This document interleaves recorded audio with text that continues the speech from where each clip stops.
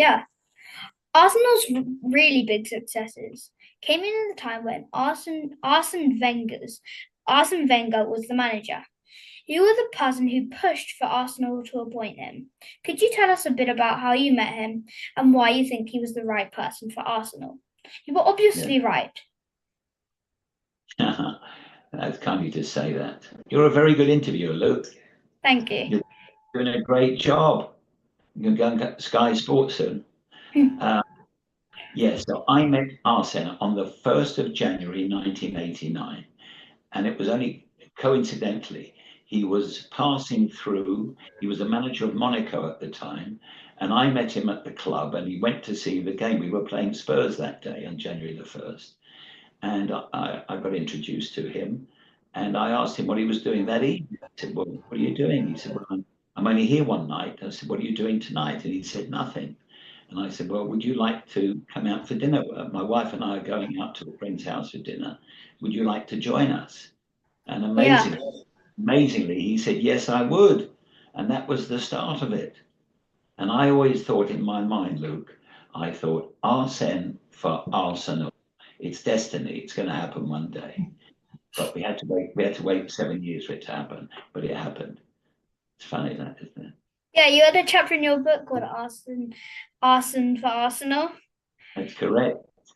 Yeah, it's impossible for me to imagine a world where foreign managers were seen not belonging in the Premier League. Yeah, for the first time, the Arsenal board did not appoint Mr.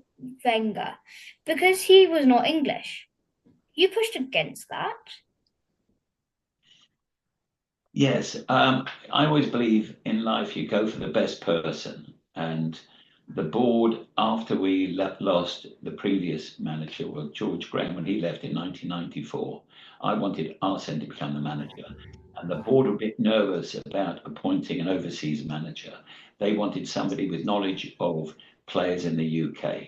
So we went for a man called Bruce Rioch, who was manager before that with Bolton and Middlesbrough. And so we brought Bruce in for nearly 2 seasons.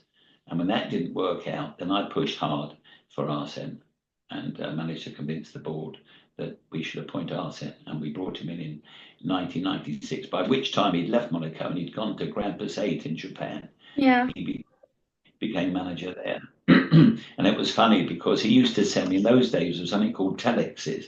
Telex was a message which comes on a paper through a machine. And on the top of his, when he sent it to me, had the word Lineker on it, because Gary Lineker was used to stay in the house where Arsene Wenger was living in Nagoya.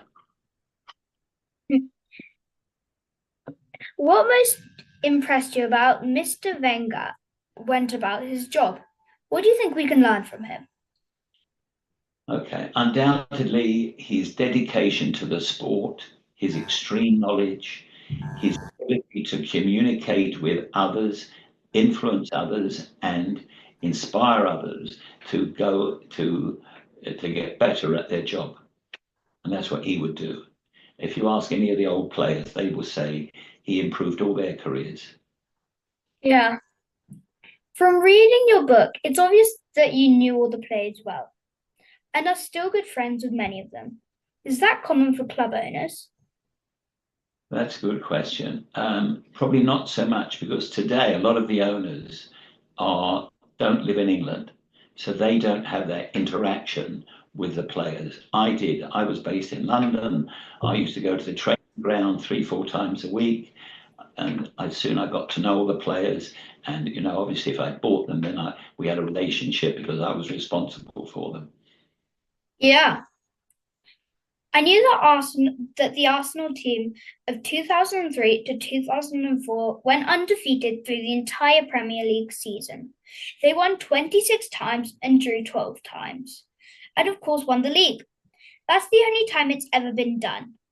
Even though lots of other teams have come close. That's incredible. It must have been so stressful towards the end. Yes, indeed. And Luke, you're going to be one of the first people to know this. And it's funny because that happened 20 years ago. And we're trying to get all of the boys back together again to make a documentary. So we're hoping very soon we'll be able to announce that the Invincibles will be making a documentary which you'll be able to see, which will be the story of that famous season, right, where they went 38 games unbeaten.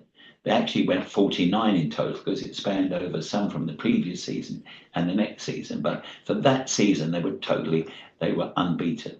And that, when you think about it, it's remarkable because if you look at this season alone, by game 10, everybody lost a game. Liverpool lost a game, Man City, Manchester United, Arsenal, Chelsea, Spurs, Aston Villa. Everybody lost a game by game 10, not game 38. So it's not that easy. Wow, that's brilliant. I can't wait to see this documentary. Well, it'll be out in a few years. You'll get it shortly. Yeah. So it was an incredible achievement, and it's going to be difficult to see that happening again. But you never know. Records are there to be broken. You know, we've seen some fantastic Man City teams, Liverpool teams, Man United, but nobody has been able to do it. Yeah, you set up the Twins Project, where football clubs partner with their local prisons and help the prisoners to develop skills in coaching and refereeing, which they can use once they leave prison. I counted on the charity's website that there are now 72 clubs which are involved. That's amazing. Can you tell us a bit about how you came to be interested in working with prisoners? These are very, very good questions here, Luke. You've definitely got a big future in journalism or publishing, whatever you want to do in life. Okay. You want to do, you know what you want to do in life yet? No, not really. Got plenty of time to think about it. Yeah. So let me tell you a little bit about the Twinning Project. So when I left Arsenal, I was invited by a friend of mine who runs a charity called Speakers for Schools. And what it is that there are people who have been fairly successful in their own business, go around schools, state schools, giving motivational talks. And I was asked if I would go on that group to go around. And I said, I'd be delighted. So I started doing talks in schools. And that was going so well that I thought, where else is there a captive audience? And the word captive stuck in my mind. I thought, prisons. And eventually, after a lot of knocking on doors and getting permissions, I managed to get to talk in one prison, which must have been about 14 or 15 years ago, HMP Rochester in Kent. And after doing that prison, the governing by HMP PSS, His Majesty's Prison and Probation Service, asked me if I would go around the rest of the prisons giving talks. So now I've been to all 117 prisons in England and Wales. And from that, when I was going around prisons, Luke, I was thinking, what is football doing in prisons to help rehabilitation? Nothing. So I decided to twin a football club with its local prison. So Arsenal would twin with Pentonville, Chelsea would twin with Brixton, HMP Leeds United would twin with HMP Leeds, Liverpool Football Club would twin with the Liverpool prison, and so on around the country. But the big difficulty, Luke, we soon found out, is that we don't get any money to provide the clubs with the money to pay the coaches. And that's our biggest challenge, is trying to raise money for this project. And so much so, every year we have a big fundraising dinner. We've got one coming up in April. And remind me to ask your dad. I'll invite him along. Yeah. Some of the people you had to persuade to get this project going? Well, that's a very good question again. So the first people we had to persuade, well, several. But before I could start it, I went to the Football Association because, I was vice chairman of the Football Association, and I didn't want to do anything in prisons without asking the FA's permission if they were comfortable for me to do it. And they said, certainly we are, you go ahead. So that was very important to get the governing body's blessing. So that was number one. Then, because it was a football project as well, I went to the Premier League and the Football League, because it wasn't just Premier League clubs, because we're also dealing in lower division clubs. So we'll have Charlton or Watford or Walsall or whatever dealing it. So they are delivering their courses. So we have to get the lower division clubs on board. Then, most importantly, we had to get the prisons themselves on board. I had to go and see the ministers for prisons and the Secretary of State for Justice to make sure that they were comfortable in us doing the courses. So it took a lot of persuasion, and then finally we got it off the ground. Yeah. So Arsene Wenger describes you like this in your book. You cannot believe his tenacity when he has something in his head. He needs a target, he needs a bone. When he has it, he doesn't give up. And when he does it like a perfectionist. To me, the big theme of your book was when that you saw something that you thought could be changed for the better. You took charge and went for it. No matter how many people you had to persuade or convince to take on. The idea of the Premier League, or when you had to negotiate for players to come to Arsenal, and on the Twinning project, there are pages covering all the discussions you had with people in government, and in prisons, and at the FA. So many people could just have said no, and some of them probably did.